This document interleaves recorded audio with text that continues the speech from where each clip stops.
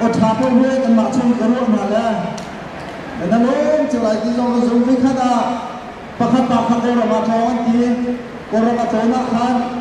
ngập đi cho ai tin đi xe ngập đi cho ai tin là làm cho này đồ tôi cái thiên tục kia anh kỳ là khăn anh hàng khá phua anh kỳ là ngập đi cho bách tàu lâu lê thì đi khá thằng khóm cho bách tàu lâu lê từ giờ na là hai sáu mi nhưng lúc bên na cho nó khó cho bách tàu lâu lê thì không bao giờ